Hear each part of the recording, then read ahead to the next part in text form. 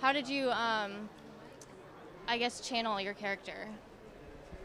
I mean, for me, the main thing is to know what they want, and it's not challenging for me to make things up on the spot. Like, that's what I've always done with. I love the English language. I love languages, and I love expression. So, for me, it was super fun, and I would love to do it that way every time. It's more natural. How was it working with the rest of the cast and pulling their energy? Was it hard? Did you bond right away, or what was it like? I'm really a people person, so I try and just kind of, I'm really good at making anyone feel comfortable, so that, I came into that role, you know, a lot of my co-stars were a lot younger than me, so I just was trying to help them feel more comfortable, and yeah, we definitely became like a family, and it was fun, it was great. You were in Del Rio the whole time, correct? Yes. Yes.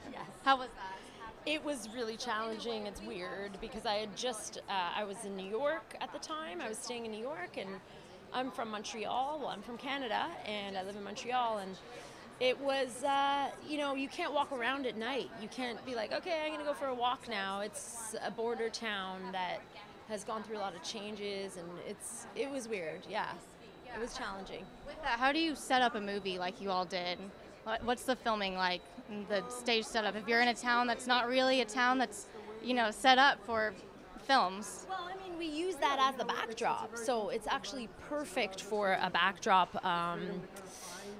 for a film, and because there's not a lot of action, so we could use a lot of these, you know, bring all the actors, and there's a scenario. It's perfect. It was like a natural film set. How did you, I guess, tie with the true story that it was based off of? What did you think of that? I mean, it's hyperbole, it was exaggeration, so it was like, it's spoofing something that was so surreal, like the idea of going somewhere to do a film, and then there's people in rollerblades, in cloaks with rollerblades, and a voice. What is that? You can tell right away that's like, this is ridiculous. So that was the true things that had happened to the directors. They had, to Daniel and Rania, they had that experience, and they wanted to recreate that because it's bizarre. Well, what, I guess, is a final question, what can you take away from this film? Why are you glad that you had this experience? What did you learn from it, and the moral of the story and everything?